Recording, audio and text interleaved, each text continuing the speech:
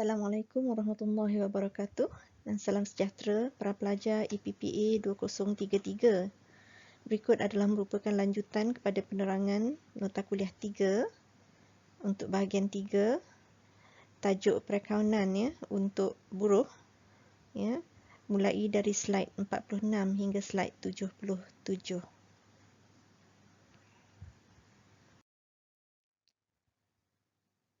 Okay. So, accounting for labour, ya, in English, perakaunan untuk buruh. Perakaunan untuk buruh maknanya meliputi buruh langsung dan juga buruh tak langsung. Okay. So, antara liputan topik adalah payroll accounting, labour cost accounting, ya, allocations of labour cost to jobs, maknanya cara kita nak mengalokasikan kos-kos buruh ni kepada tempahan-tempahan ataupun kepada produk-produk. Okay. Skim-skim. Okay, payroll accounting. Ya. Payroll accounting di bawah bidang kuasa pengurusan sumber manusia dan juga jabatan akaun. Ya. So, accounting department akan accumulate ya cost ya labor cost ini tadi. So the payroll department is involved in carrying out functions that relate input labor cost ya to the work done. So maknanya dia akan convert ya masa kerja, jam kerja ya kepada kos-kos buruh. Preparation of payroll involves calculating gross wages. Gross wages ni adalah merupakan gaji kasar ya ataupun upah kasar. Dokumen sumber yang digunakan adalah time and activity record. Okay, so dalamnya kita ada current rate of pay, ya, upah semasa. Okay, authorized deductions, potongan-potongan yang dibenarkan. Dan untuk merekod kedatangan, attendance, we have punch cards, job cards. Untuk merekod masa-masa kerja, ya, especially di dalam jabatan perkilangan, ya, production department, so production record, ya, contohnya piecework ticket. Ya, so ini semua adalah merupakan contoh dokumen sumber lah, ya, yang kita guna untuk capture data ya, berkaitan dengan buruh. Okay, so kita juga ada pengiraan gaji bersih. So gaji bersih ni ialah gaji kasar setelah ditolak dengan potongan-potongan yang dibenarkan. So antara potongan-potongan yang dibenarkan adalah seperti ya, pay, diambil daripada pay system. Ya, kita ada PCB, potongan cukai berjadual untuk tujuan lembaga hasil dalam negeri kutip cukai. Okey, so ini semua adalah merupakan tanggungjawab pekerja itu sendiri untuk membayar. Ya, syarikat hanyalah memotong gaji pekerja bagi pihak ya jabatan-jabatan ini. So kita juga ada KWSP. Pekerja terpaksa sumbang kepada KWSP. So ini juga adalah merupakan potongan yang dibenarkan. Ya, dan begitu juga dengan pekeso, ya, yakni melibatkan security sosial pekerja, ya. Okey, so apabila pekerja mendapat cek ya ataupun gaji didepositkan ke dalam akaun bank, gaji yang diperolehi itu adalah merupakan gaji bersih ya, iaitu setelah ditolak dengan semua potongan-potongan yang dibenarkan. Okey. Jadi pengiraan dia adalah gaji untuk mendapat gaji bersih ialah gaji kasar ditolak dengan potongan-potongan. Okay. Payroll department also carries out an analysis of direct wages, indirect wages and cash required for payment. Ya, so maknanya ia juga terlibatlah ya untuk membuat analisis untuk melihat ya dari segi kesesuaian ya gaji buruh langsung, gaji buruh tak langsung ya, dan juga untuk melihat dari segi keperluannya ya, juga untuk melihat dari segi dana ya sama ada mencukupi ataupun tidak ya untuk membayar gaji-gaji pekerja ini. Okey. Slide ni adalah merupakan penerangan ya untuk SOCSO, pekeso. SOCSO, pekeso ni adalah merupakan social security protection ya, for medical cash benefit ya, artificial aid and rehabilitation. Okay, so protection lah against family, pekerja dan sebagainya. So boleh baca sendiri ya, ini hanyalah merupakan maklumat-maklumat tambahan saja. Okay.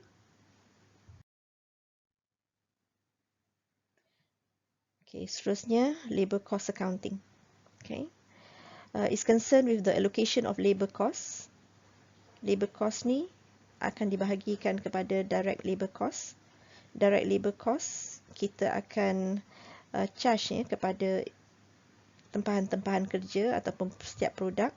Tetapi kalau indirect labor cost, oleh kerana dia bersifat tidak langsung, maka kita akan masukkan saja sebagai ke dalam account overhead.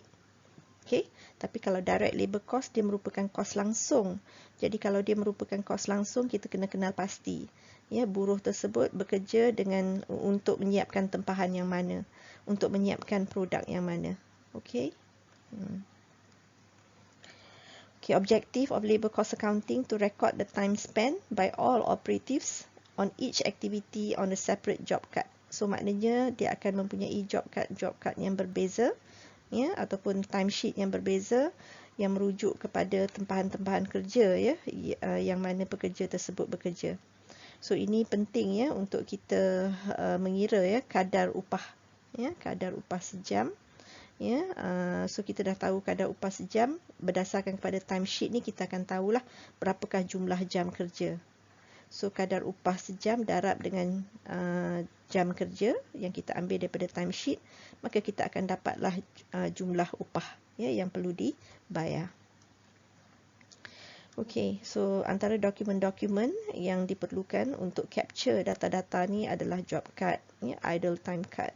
Idle time card ni adalah merupakan card untuk rekod masa di mana pekerja tu tidak bekerja disebabkan oleh mungkin kerosakan mesin, mungkin tak ada electricity.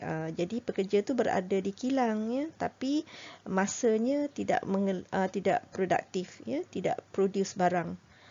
Kerana apa? Kerana gangguan-gangguan lah di kilang contohnya. Okay.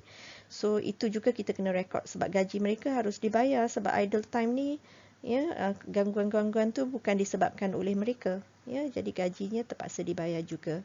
Okay. So ni merekod masa lah secara keseluruhan. So ni merupakan contoh, kita ada production order. So dalam production order kita ada di sini contohnya department number, apa jenis operasi yang perlu dilakukan. So inilah labor requirement. Labor requirement masa mula bekerja, masa berhenti bekerja dan juga total time. So department number ni mungkin pekerja tersebut bekerja dalam department-department yang berbeza. Jadi nanti kita akan dapatkan jumlah lah, jumlah masa kerja nanti kita boleh darab dengan kadar upah. Okey, ini adalah job cost sheet untuk capture sama juga tarikh jabatan di mana pekerja itu bekerja dan work ticket number untuk setiap pekerja, deskripsi kerja dan jumlah masa yang diambil daripada production order tadi. So akhirnya kita akan dapatlah jumlah kos buruh yang terlibat untuk satu-satu masa tadi, untuk tarikh-tarikh tertentu. Okey. Kemudian ini adalah untuk capture masa juga bagi setiap pekerja. So kita ada work ticket number pekerja tersebut, tarikh, department mana beliau bekerja, kemudian masa mula, masa berhenti kerja lah. So siapa, machine operator ke dan sebagainya namanya. Okay. And then ini adalah merupakan penentuan kadar dan jumlah kos. So kadar darab dengan jumlah masa, maka kita akan dapatlah jumlah kos upah yang perlu dibayar kepada pekerja tersebut. Okay. Ini pun sama saja, cuma kat sini dah ada contoh data. Okay. So employee number 45 merujuk kepada Ann Wilson, tarikh sekian-sekian. So kita adalah masa mula kerja, masa berhenti kerja dan jumlah masa. So 8 hingga pukul 10, 2 jam. Kadar upah yang kita bayar RM6. So amountnya adalah RM12. Okay. So job number ni berbeza dengan employee number. Employee number ni adalah nombor pekerja. Job number ni adalah merujuk pada kod yang kita berikan untuk setiap tempahan ataupun setiap produk. Jadi kat sini kita tahulah Ann Wilson telah melibatkan diri dalam operasi job number 16 3 kali. Ya, job number 17 sekali. Macam itulah. Okay. Right. Now kita nak cuba memahami ya dengan lebih detail lagi apakah yang dimaksudkan dengan kos buruh langsung dan tidak langsung, ya, direct and indirect labor cost. Okay, so kita ada kos buruh langsung, kos buruh tidak langsung. Masih ingat ya konsep kos? Kos buruh tidak langsung adalah dianggap sebagai overhead perkilangan. Okay. Right. Direct labor cost, kos buruh langsung, made up ya, part of the prime cost, maknanya kos prima. Ya, masih ingat kos prima? Macam mana nak kira kos prima? Kos prima ialah kos buruh langsung dicampur dengan kos bahan langsung. Ya, so kita akan dapat kos prima. Okay, so direct labor cost made up part of the prime cost, ya, apart from direct material cost, ya, untuk sesuatu produk. Okay, and include the basic pay of direct workers. Jadi bermakna ia merupakan gaji asas lah. Ya, so gaji asas ni adalah dianggap sebagai kos buruh. Kalau gaji asas itu merujuk kepada gaji asas pekerja langsung, maka dia dianggap sebagai kos buruh langsung. Begitu. Kalau gaji asas ini adalah untuk buruh tak langsung, maka ia dikategorikan sebagai kos buruh tak langsung. So contoh buruh tak langsung adalah seperti penyelia. Okey, kita tengok next untuk lebih faham ya. Okey, pekerja buruh langsung. Ini adalah kosnya, kos buruh langsung. Ini adalah orangnya, pekerjanya, individu tersebut dikategorikan sebagai buruh langsung. So buruh langsung, ya, direct workers are those employees who are directly involved in making a product. Maknanya mereka yang terlibat secara langsung dalam penghasilan sesuatu produk. Ya, maknanya hands on. Ya, they are there for every unit products that are being produced. So kalau penyelia ni dia tidak, dia pergi sekejap-sekejap, dia keluar sekejap, dia tak hands on, ya, dia tak terlibat secara langsung dengan penghasilan produk. Okay. Indirect labor cost pula. Indirect labor cost, ya, tak samalah dengan direct labor, ya, sebab ini adalah merupakan cost overhead kilang, ya, make up part of the overheads, ya. Overheads ni maksudnya indirect cost lah, cost tak langsung, and include the basic pay of indirect workers. So maknanya basic pay of indirect workers, cost buruh tak langsung. Okay. Basic pay of direct workers, kos buruh langsung. Okay. So ni gaji asas, ya. Okay. Indirect workers ni, who are they? They are employees who are not directly involved in making product. Ya, mereka tak terlibat secara langsung. Contohnya maintenance staff. Maintenance staff bekerja di kilang, tetapi dia tidak terlibat secara langsung dengan penghasilan produk. Factory supervisors juga, ya, terlibat dalam kilang, ya, tetapi tidak terlibat secara langsung dengan produk. Sama juga dengan kantin. Kalaulah kantin ni merujuk kepada kantin yang memberikan perkhidmatan kepada pekerja-pekerja kilang, jadi staf-staf kantin ni juga, ya, adalah dianggap sebagai indirect workers. So gaji asas mereka akan dianggap sebagai kos buruh tidak langsung. Okay. Okay. Kemudian kita nak zoom in pada indirect labor cost. Ya, kos-kos buruh tidak langsung. Okay. Indirect labor cost include the following. Bonus payment. Ya, so bonus payment ni, penentuan bonus ni diketahui di hujung tahun setelah kita dah tahu berapa untung yang diperolehi oleh syarikat, maka syarikat akan menetapkanlah berapakah jumlah bonus yang diberikan. Jadi bonus ini diberikan setelah produk dihasilkan. Ya, jadi oleh kerana itu sifat bonus ini adalah sifat kos buruh tak langsung. Sekalipun bonus ini dibayar kepada buruh langsung, ya, buruh langsung contohnya machine operators, ya, adalah merupakan buruh langsung. Kemudian kita bayar bonus kepada buruh langsung tersebut. Ya. Jadi kos ini kos buruh langsung ke kos buruh tak langsung? Ya. Dari segi kosnya, ia dianggap sebagai kos buruh tak langsung. Walaupun ianya dibayar kepada buruh langsung. Kena hati-hati ya. Sebab kita sekarang ni nak membezakan pemahaman kita antara buruh langsung, buruh tak langsung, kos buruh langsung dengan kos buruh tak langsung. So ada 4 konsep kat sini yang kena faham. Ya. Okey. So argument kenapa ya bonus yang dibayar kepada buruh langsung, pekerja buruh langsung dianggap sebagai kos buruh tak langsung? Sebab bonus itu ya dibayar selepas produk dikeluarkan. Jadi tak ada kaitannya dengan penghasilan produk. Ya, tetapi dia dibayar terhadap pekerja kilang. Oleh kerana dia dibayar terhadap pekerja kilang, maka dia dianggap sebagai overhead perkilangan. Specifically, kos buruh tak langsung. Okay. And then you have employers insurance contribution. Ini adalah merupakan contoh-contoh kos yang ditanggung oleh majikan. Ya. Majikan mungkin kena bayar. Ya.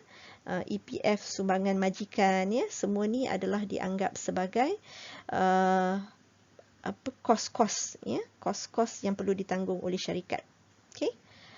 Alright. Idle time, yeah, when workers are paid, yeah, but are not making any product. So contohnya macam machine breakdown. So again, ya, mereka dibayar, tapi kos itu tidak boleh dikesan secara langsung dengan produk. Ya, oleh kerana itu dia tidak boleh dianggap sebagai kos buruh langsung. So idle time adalah merupakan kos buruh tak langsung. Okey, sick pay ya. Sick pay memang tak kerja lah pun ya, sebab sick pay ya, tapi dibayar oleh majikan. Jadi walaupun yang sakit tu adalah buruh langsung, tetapi kos ya untuk medical semua ni akan dianggap sebagai buruh tak langsung. Okey. Akan dianggap sebagai kos buruh tak langsung. Okey. Time spent ya. Contoh lain adalah time spent by direct workers. Nampak ni. Buruhnya adalah buruh langsung. Tetapi mereka buat kerja-kerja yang tak langsung. Contohnya setelah siap ya production, produk dah dihasilkan, masih ada masa, jadi dia terpaksa buat cleaning. Ya, cleaning and repairing machine. Jam kerja untuk menghasilkan produk dah selesai dah. Ya, mungkin ditambah lagi 1 jam ya hanya untuk buat indirect job. So kalau ditambah lagi 1 jam, katakan kadar upahnya adalah RM6 sejam, so dah ada RM6 kat situ. RM6 darat 1 jam. So RM6 ni nak dikategorikan sebagai kos apa? Ia akan dikategorikan sebagai kos buruh tak langsung, walaupun pekerja itu adalah pekerja buruh langsung. Kerana apa? Kerana kos tersebut tidak ada kaitan dengan produk, tidak ada kaitan dengan pengeluaran produk. Dia adalah ya, kos untuk pembersihan ataupun repairing machine sahaja. Boleh faham ya contoh-contoh ni? Okey, EPF ya, Employees Provident Fund ya, KWSP ya, kumpulan wang simpanan kerja. Ya, hanyalah untuk indirect labor. Ya, ni lain sikit sebab penentuan EPF adalah berasaskan kepada gaji kasar. Ya. So gaji kasar buruh tak langsung adalah kos buruh tak langsung. Penentuan EPF adalah berdasarkan kepada peratus terhadap gaji kasar tersebut. Maka EPF terhadap buruh tak langsung adalah kos buruh tak langsung. Tetapi EPF sumbangan majikan terhadap buruh langsung, ianya dianggap sebagai kos buruh langsung. Ya, sebab kita dapat menentukan EPF ni berdasarkan pada gaji kasar mereka. Ya, so gaji kasar mereka yang melibatkan pengeluaran produk. Ya, So dia dianggap sebagai kos buruh langsung.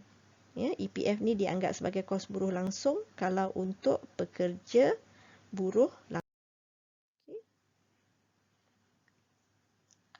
Okey, nanti kita akan tengoklah contoh ya pengiraan.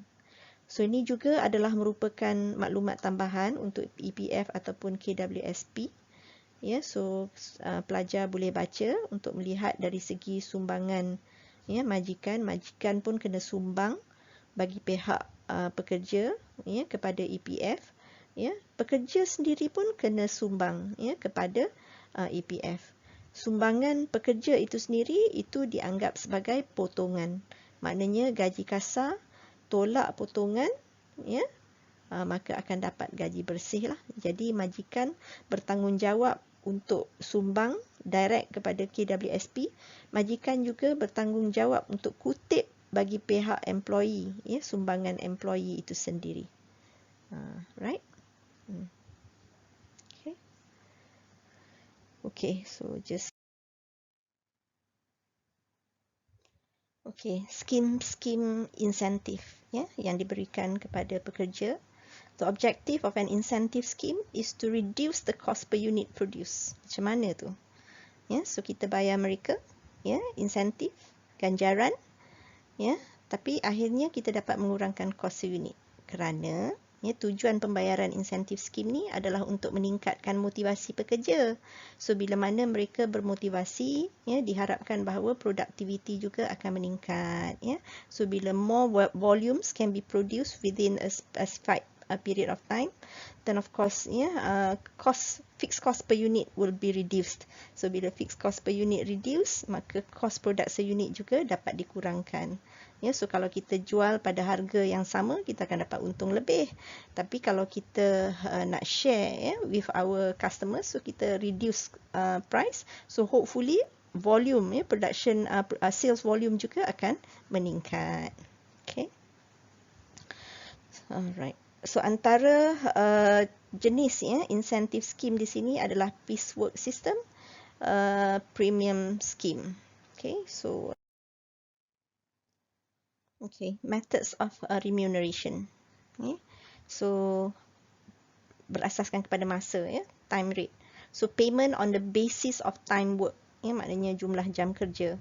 So kalau lebih daripada jam kerja biasa, you will be paid premium untuk overtime itu tadi. Okay. Then we have payment by result. Maknanya berdasarkan kepada hasil kerja. So kalau hasil kerja itu lebih banyak, lebih berkualiti, maka ganjaran akan diberikan. Okay. So payment on the basis of output variation, piecework with guaranteed day rate. So maknanya dia dah tetapkan. Okay. Kalau you perform, you akan dapat upah berdasarkan kepada kadar sekian-sekian, ataupun differential piece rate. Ini adalah maknanya rate dia tak sama. So kalau you perform not too well, kadarnya lebih rendah. But if you perform better, dia akan beranjaklah kepada satu skala kadar yang lebih tinggi. Begitu. So ini akan menggalakkan lagi lah pekerja untuk work harder.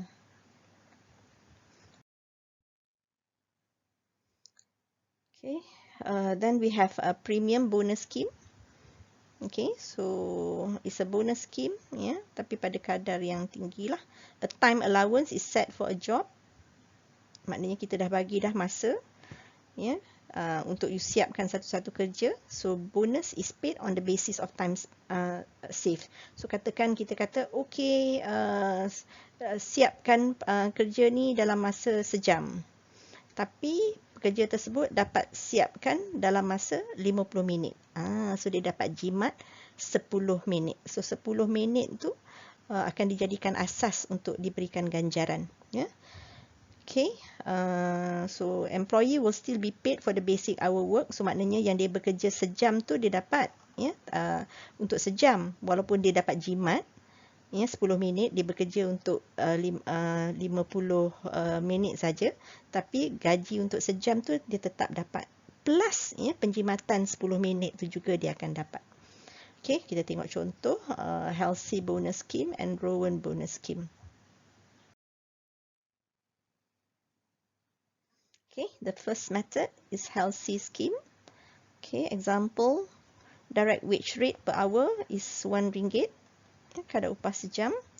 Time allowed is 30 hours. So pekerja tersebut mempunyai 30 jam untuk menyiapkan kerjanya. Okay.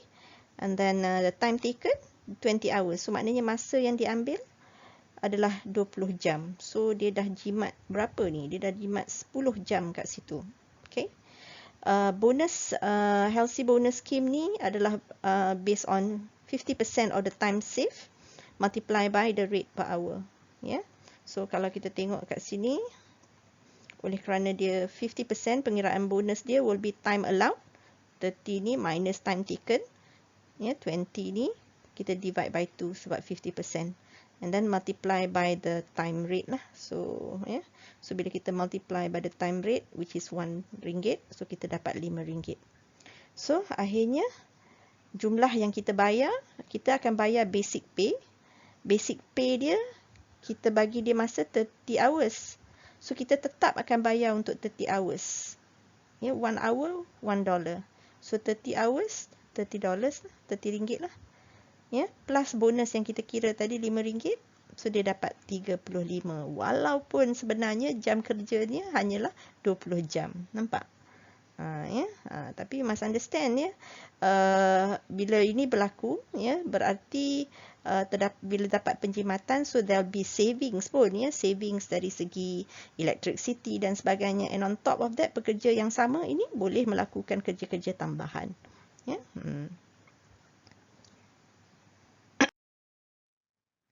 Okay, Rowan bonus scheme example, direct wage rate $1 macam case study juga. Time allowed 30 hours, time taken 20 hours. Okay, formula dia, the proportion paid to the employee is based on the ratio of time taken to the time allowed. Okay, so time taken divided by time allowed multiply by time rate multiply by time saved. Okay, so formula dia lebih sikit lah. So 20 over 30 sebab time taken 20, time allowed 30, time rate $1, time save 10 hours. So kita dapat RM6.67. Sama juga kita akan bayar the basic pay plus the bonus. So basic pay 30 plus bonus 6.67. So kita dapatlah RM36.67. So lebih lah kaedah Rowan ini tadi. Okay. Alright. Okay, next subtopic is regarding the accounting treatment for various labour costs that will include direct labour costs as well as indirect labour costs. Okay, so we are now focusing on how to treat overtime. Okay, jam lebih masa. Two fundamental methods of treating overtime. If premium paid to meet customer requests, it will be charged to that particular job as direct labour. So maknanya pekerja ni dia bekerja overtime. Contohnya dia bekerja malam. Sepatutnya normal production siang, tapi pekerja ni bekerja malam. Tapi malam tu adalah untuk menghasilkan produk khusus untuk memenuhi keperluan seorang pelanggan ni.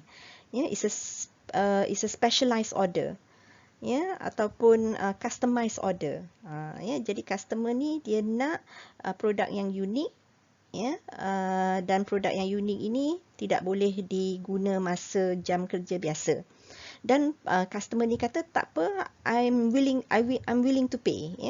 So maknanya dia sanggup nak bayar harga yang lebih. So kita panggillah pekerja bekerja overtime. So upah yang dibayar adalah upah basic campur dengan upah premium. So upah premium tu kita nak charge macam mana? So oleh kerana kerja tersebut adalah untuk memenuhi keperluan spesifik customer, maka overtime, premium overtime itu akan dianggap sebagai kos buruh langsung. So dia akan di-charge sebagai direct labour cost. Okay. Now, if the premium is incurred for general business activity, maknanya mungkin untuk menghabiskan production yang tidak sempat habis di siang hari. Ni our regular production. So kita bekerja malam. Ya. Jadi dalam kes seperti ini, ia akan dianggap sebagai production overhead. Yes, ataupun overhead kilang lah. Kerana apa? Kerana overtime itu bukan untuk sesuatu yang khusus, ya, untuk memenuhi keperluan pelanggan yang khusus, tetapi dia adalah merupakan untuk normal production sahaja. So therefore, kalau normal production, sepatutnya kos pengeluaran adalah pada kos biasa. Tapi kali ni kita kena buat malam. So bila kita kena buat malam, bayaran lebih mahal. Jadi it's not fair to charge the premium rate, ya, untuk production biasa ni tadi. Oleh kerana itu, kita akan keluarkan komponen premium rate ni, kita akan charge kepada production overhead. Okay. So faham, ya? So maknanya kalau overtime itu, ya, adalah untuk produk yang khusus, ya, bagi pemenuhi keperluan seseorang pelanggan itu tadi, maka kos premium rate itu tadi akan di-charge, ya, kepada produk, ya, spesifik tersebut. Okey, tetapi kalaulah overtime itu, ya, adalah untuk, ya, pengeluaran biasa yang mungkin tak sempat siap, ya, di siang harinya, maka charge premium itu akan di-charge, ya, ke dalam, ya, overhead perkilangan. Okey.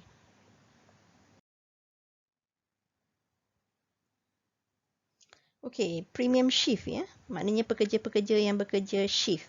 Ada shift pagi, shift malam, shift petang, ya.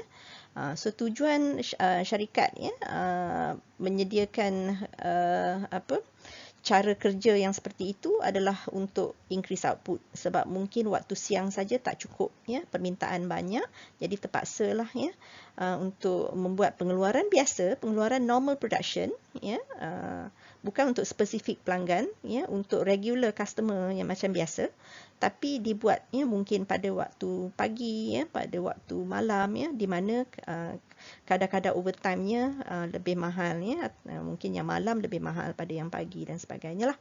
Okay, so shift premium ini, how is it treated? Ya, so kalaulah untuk meningkatkan output biasa, maka ia akan di-charge sebagai overhead pengeluaran. Ya, it will be treated as production overhead. So it cannot be treated as direct labor cost. Ya, so it becomes indirect labor. Okay. Tapi kalau premium shift itu, ya, maknanya spesifik kita kerja shift, terpaksalah kita kerja shift minggu ni sebab ada pelanggan request, ya, untuk produk tertentu. Jadi semua premium shift, ya, untuk minggu tersebut akan di-charge kepada produk berkenaan. So dia jadi kos langsung, ya, kos langsung dalam kategori kos, ya, buruh langsung. Okey. Okey, lain-lain kos buruh, ya, yang ditanggung oleh majikan, ya. Sebagai contoh, employment cost, ya, ataupun fringe benefit seperti EBF, ya, sumbangan majikan, pension scheme, sumbangan majikan, medical insurance, ya, sumbangan majikan. So item-item ini sekiranya ia adalah untuk keperluan buruh langsung, ia akan dianggap sebagai kos buruh langsung. Tetapi sekiranya ia adalah untuk pekerja-pekerja tidak langsung, buruh tidak langsung seperti penyelia dan sebagainya, maka kos, ya, EPF, ya, pension scheme itu akan dianggap sebagai indirect labor cost. Ini dari segi accounting treatment dia. Okay. Kemudian vacation, holiday pay, ni tak kira, ya, sama ada untuk buruh langsung ataupun untuk buruh tak langsung. Vacation and holiday pay are regarded as production overhead cost. Maknanya kos buruh tak langsung. Walaupun vacation tu adalah, yang pergi holiday tu adalah buruh langsung. Tapi kos vacation yang ditanggung oleh majikan tetap akan dianggap sebagai kos buruh tak langsung. Okey, boleh, Okey, lain-lain bentuk kos buruh yang ditanggung oleh majikan adalah seperti kos yang terlibat, ya, ketika idle time. Idle time ni jam kerja biasa, ya, production time biasa, tetapi pekerja tidak dapat melakukan kerja. Mungkin kerana berlaku machine breakdown, ya, waiting for work, ya, jadual kerja, ya, tak sampai lagi ke, ya, inefficiency, ya, power failure ataupun bahan, ya, bahan tak cukup, ya, pun akan menyebabkan idle time, ya, pekerja ada tapi duduk saja. Okay. Usually recorded on idle time card, maknanya ini dokumen sumber lah, ya, ada kad khas untuk merekod idle time ini supaya senang untuk kita nak kira dan mengaccountkannya nanti. For control purposes, ya, idle time is charged to separate account and treated as production overhead. Jadi semua idle time adalah dianggap sebagai production overhead ataupun kos buruh tak langsung. Okay. Now, idle time should be reported to management at frequent intervals. So, kita kena pantau lah kenapa kerap sangat berlaku, ya, masa terbiar ni. Ya. Next ialah pusing ganti buruh, ya, ataupun labour turnover. So, labour turnover ni kita nak tengok lah, ya, kekerapan pekerja kita meninggalkan, berhenti kerja, ya, dan kita terpaksa ambil pekerja baru. Okay. So, kalau pusing ganti pekerja tinggi, memang tak bagus lah. Yeah. Okay, so monitoring turnover is crucial. Yeah. So that control measures might be considered if the rate of turnover seems too high. Yeah, tinggi sangat. Or the business is losing experience and valuable staff, yeah, at too fast a rate. Kita dah train mereka, ya, ni pekerja-pekerja bagus yang mungkin, ya, dapat peluang opportunity gaji lebih tinggi elsewhere, so berhenti, so sayang, ya, jadi kita kena pantau. Okay, formula untuk mengukur, ya, pusing ganti buruh ni, kalau kita tengok kat sini ialah number of leavers, ya, mereka yang berhenti who require replacement. Ya, jadi costly kepada kita. Mereka yang berhenti ni kita terpaksa cari ganti pula. Dan kos untuk mencari ganti, ya, mahal. Bukan sahaja kos-kos untuk menjalankan temu duga tu semua, tapi juga untuk kita kena train mereka, ya. So dan production pun tergendala juga, ya, sementara kita latih. So banyak kosnya di situ. Okay. So, number of leavers who require replacement divided by average number of employees kita lah. Multiply by 100. Okay. Okay. Next, kita nak tengok ilustrasi pengiraan, ya, labour turnover. Okay. Data. At 1st January, a company employed 3,735 employees. And at the end of the year, employee numbers were 3,641. So, maknanya ada drop in number of employees. Ya, sebanyak 624. Ya, so they choose to leave the company. Okay, so what was the labour turnover rate? Formula dia, number of leavers who require replacement, ya, divided by average number of employees. So, average number of employees, okay, so awal tahun, ya, campur dengan hujung tahun bahagi 2. So, kita dapat 3688. Okay, so labour turnover kita adalah number of leavers 624 divided by average number of employees. Ya, untuk dapat percentage multiply by 100%. So, kita punya labour turnover rate in this case is 16.9%. So, kita kena buat comparison lah from time to time untuk tengok, ya, trend in labour turnover rate for our company. Okay, and probably buat comparison juga dengan competitor kita, ya, yang dalam industri yang. Okay, punca, ya, labour turnover can be due to many reasons. There are some which are considered as avoidable and some are considered as unavoidable. So, contoh yang avoidable, poor remuneration. Okay. So, maknanya kita boleh bayar mereka lebih, ya, kalau kita rasa itu puncanya. Poor working conditions. So, again, kita boleh upgrade, ya, facility kita kalau kita rasa itulah punca, ya, kenapa, ya, tenaga pekerja kita berhenti. Lack of training opportunities, because you must understand some workers dia suka nak belajar, tu satu. Yang keduanya ialah kalau you tak ajar mereka, dan mereka tak dapat menjalankan kerja dengan baik. So the self satisfaction is not there. Nak pula kalau kita evaluate performance, ya, kita tak train mereka tapi kita evaluate their performance. Of course performance mereka tak bagus, ya, sebab they were not well trained, ya. Lack of promotional prospects, ya. So mungkin some pekerja dia career driven, so dia nak tengok, ya, ladder dia ke mana dia boleh pergi, ya. Bullying in the workplace, so ni masalah lah, ada kaki bully pula kat sini, ya. Okay, so kena pastilah, ya, kena keep track apa nak buat dengan kaki bully tersebut. Okay, unavoidable causes, ya, retirement, tak upaya dia daya lah, ya, macam saya pencen. Okay, so illness, ya, death. Okay, so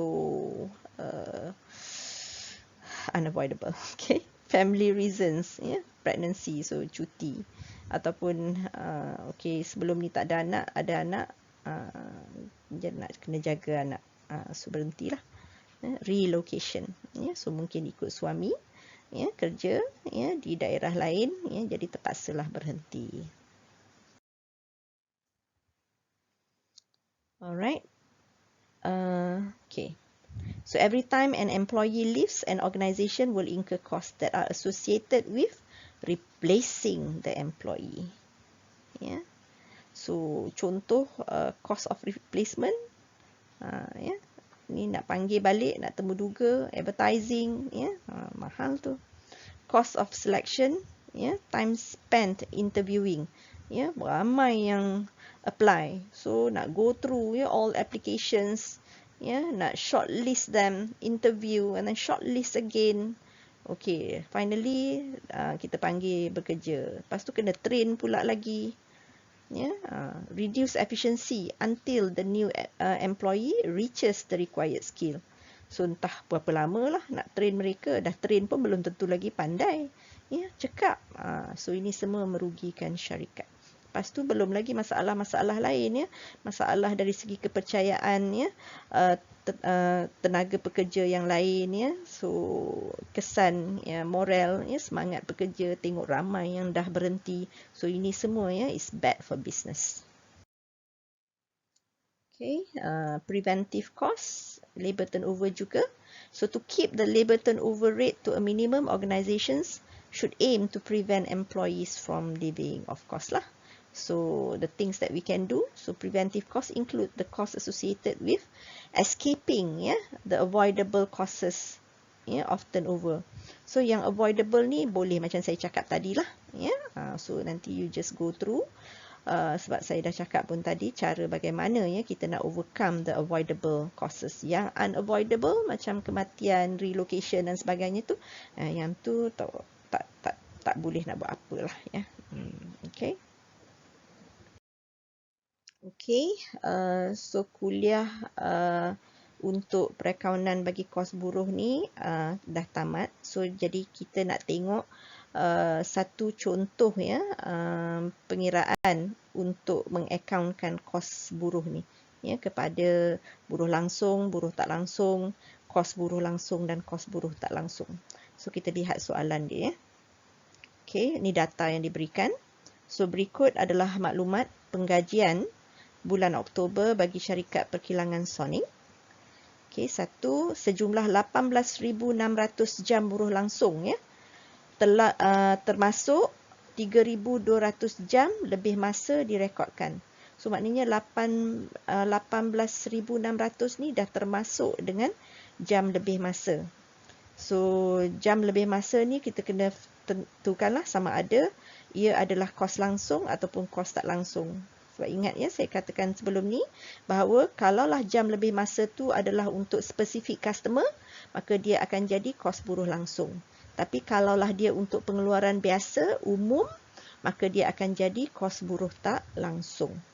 Okay. Alright. Jadi keseluruhannya adalah 18,600 jam.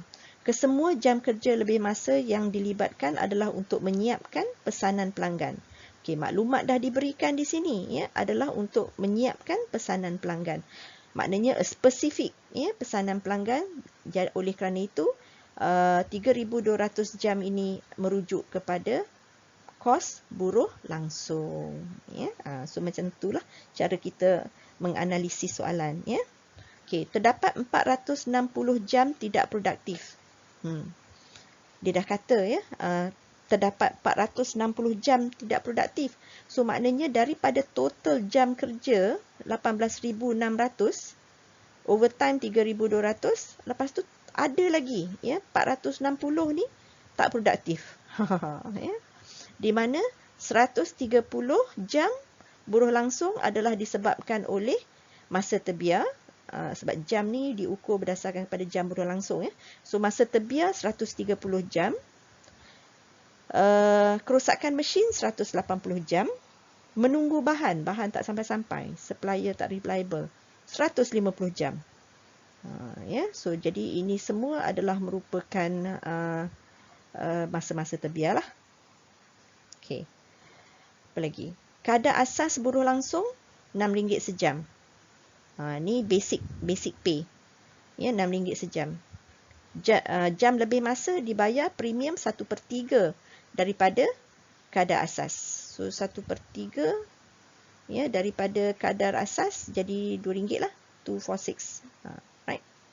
Jadi RM2. So yang RM6 ni adalah ya asas buruh langsung ya. Kalau untuk buruh langsung sejam, maka kos buruh langsung. Tapi premium ni kita kena tengok. So dalam contoh ni premium ni adalah untuk pesanan pelanggan. So premium ni pun dah jadi kos buruh langsung walaupun dia overtime. Okey, data tambahan untuk soalan ini. Keempat, syarikat memiliki 7 orang buruh tak langsung yang dibayar gaji bulanan seperti berikut. So, kita ada seorang pengurus, gaji bulanan 3,500, 2 orang kerani, 1,200 orang dan 4 orang penyelia, 1,900 orang. Okay.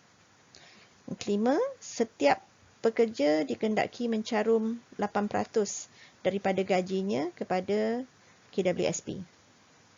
Ya, so ini adalah merupakan potongan lah, potongan daripada gaji kasar pekerja.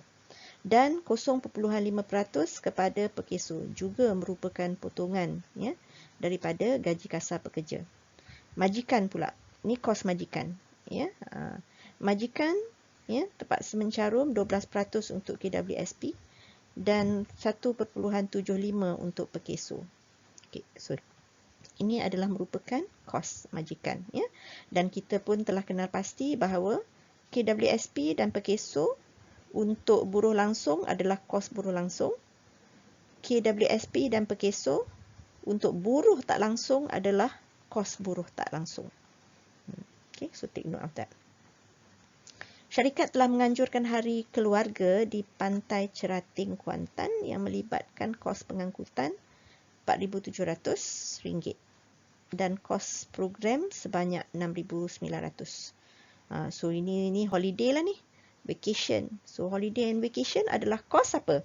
Kos buruh tak langsung ya, yakni overhead kilang. Tak kira yang pergi Cerating ni kalau buruh langsung sekalipun, kos ya vacation ni tetap adalah merupakan kos buruh tak langsung. Okey. Dikehendaki A, kirakan gaji kasar yakni sebelum potongan. Okey. Dan gaji bersih iaitu selepas potongan-potongan yang dibenarkan lah untuk pekerja tersebut bagi buruh langsung ya, dan juga bagi buruh tak langsung. So maknanya kena kira gaji kasar buruh langsung, gaji bersih buruh langsung dan juga gaji kasar buruh tak langsung serta gaji bersih buruh tak langsung. Ini adalah A. Okey, B apa? B, kirakan kos pula. Ya, tadi maknanya kita cuma nak kenal pasti ya gaji kasar dan gaji bersih untuk buruh langsung dan buruh tak langsung. Tapi kos ni merujuk kepada syarikat, accounting treatment syarikat. Jadi syarikat nak treat sebagai apa? Syarikat nak treat kos-kos tersebut sebagai kos buruh langsung ataupun kos buruh tak langsung. Kalau kos buruh tak langsung tu maknanya overhead lah. Ya. So ini dari perspektif syarikat, kirakan kos buruh langsung, ya, kos buruh tak langsung dan juga jumlah kos buruh. Maknanya campur dua-dua lah yang dilibatkan dalam bulan Februari. So, semua ni syarikat kena rekod. Tapi ini adalah accounting treatment untuk syarikat. Yang ini pula payroll. Ya? Payroll maknanya kita nak tahu, kita nak bayar gaji kepada pekerja macam mana. So, this is payroll system. This one is accounting system. Okay, so dua-dua kita nak cuba jawab lah. Okay, next kita lihat kepada jalan kira ya untuk soalan ini. So, kalau kita tengok bahagian requirement A, ya. Requirement A adalah pengiraan gaji kasar dan juga gaji bersih untuk buruh langsung, ya, pekerja buruh langsung dan juga pekerja buruh tak langsung. Okey, dalam data 1 diberitahu pada kita bahawa jumlah jam buruh langsung ya yang terlibat adalah sebanyak 18,600. Ya, dalam data 3 diberitahu pada kita bahawa gaji asas buruh langsung adalah RM6. Ya, jadi 18,000 campur 18,600 darab dengan RM6 dapat RM111,600. Jadi ini adalah khusus untuk pekerja buruh langsung. Okey. Okey, lepas tu premium overtime.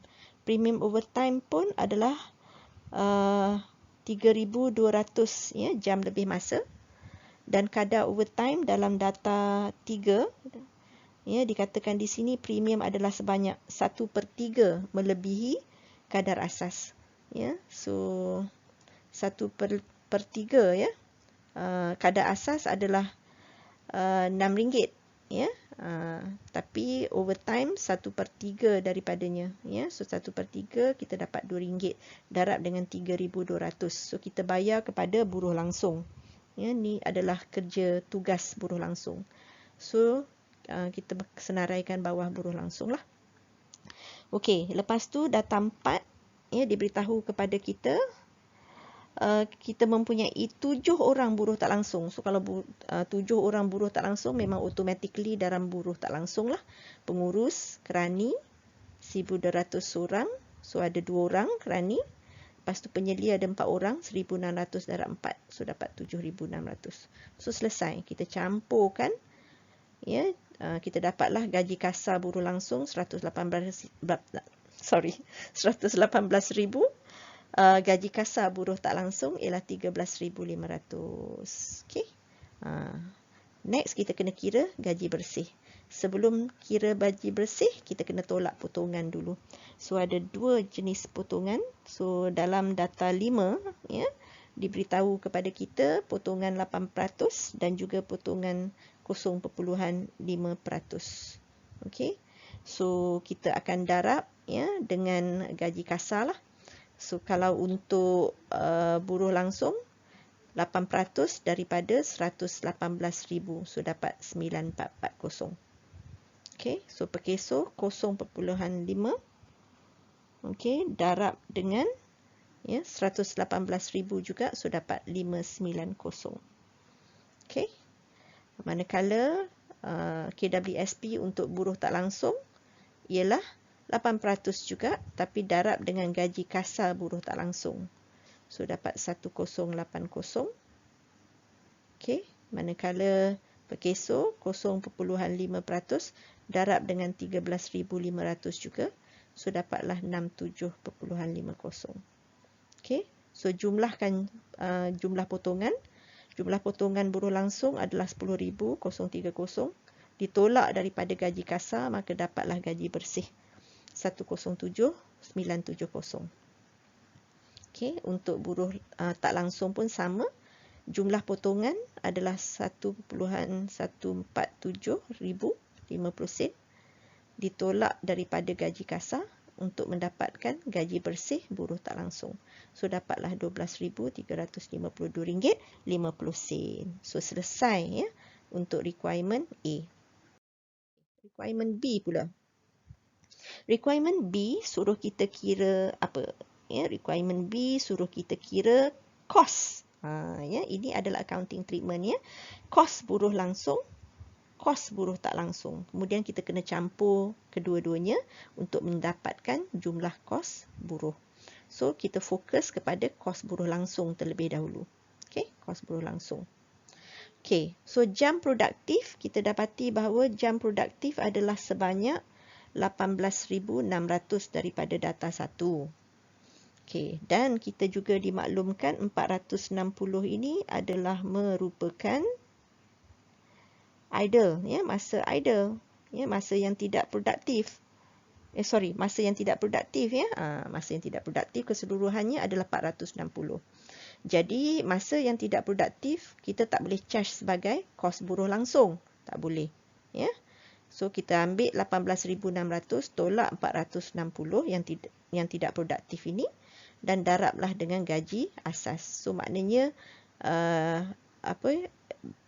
the remaining ni saja akan dianggap sebagai kos buruh langsung. So, jadi 108,840. Okay, overtime premium.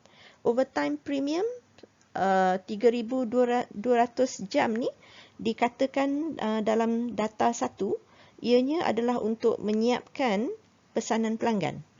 Maknanya untuk pelanggan khusus. Oleh kerana ianya adalah untuk pelanggan khusus, walaupun ia adalah merupakan overtime, tetapi ia dikategorikan sebagai kos buruh langsung.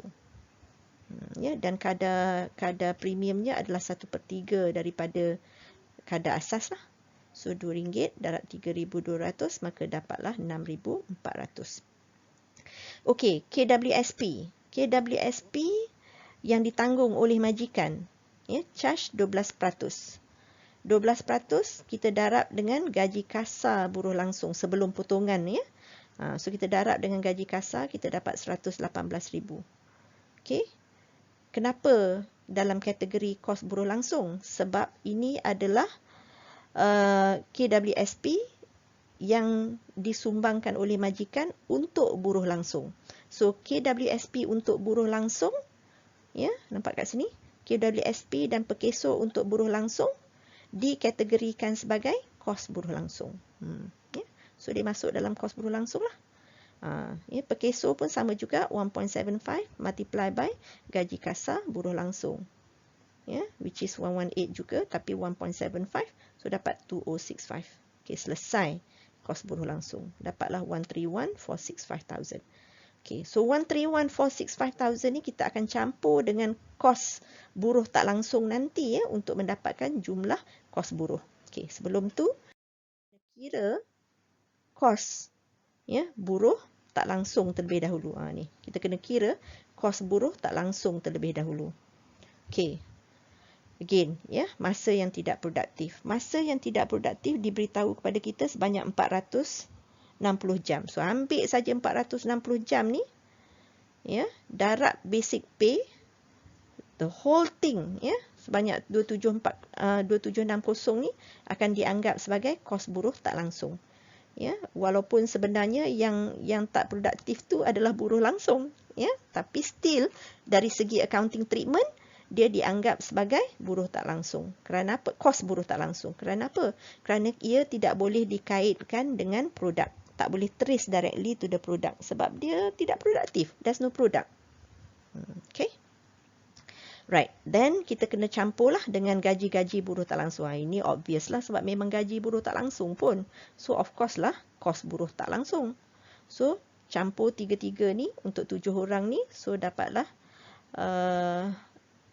kita campur. So, total kita dapat 13,500. Okay. And then, KWSP. KWSP, oleh kerana KWSP ni adalah untuk buruh tak langsung, maka dia dikategorikan sebagai kos buruh tak langsung. So, kalau kita tengok kat sini, saya kata KWSP dan perkeso untuk buruh tak langsung dikategorikan sebagai kos buruh tak langsung. Ya, jadi perkeso pun sama untuk buruh tak langsung. Gaji kasarnya 13,500 times by 1.75%. So, dapatlah 236. So, kita campur kesemuanya. Maka kita dapatlah, ada hari keluarga lagi. Hari keluarga ni yang joinnya buruh langsung pun join, buruh tak langsung pun join. Tapi dari segi accounting treatment, kosnya dianggap sebagai kos buruh tak langsung. So, kita campurkan all the kos buruh tak langsung, maka dapatlah 29,716.25. Okay. Lepas tu kita campur dengan kos ya buruh langsung yang kita kira tadi. Maka dapatlah jumlah kos buruh 161,181.25. Okey. So selesai pengiraan kita untuk contoh ini. Maka selesailah juga ya kuliah kita bersangkutan dengan perakaunan untuk buruh. Okey. So sampai di sini. Terima kasih semua.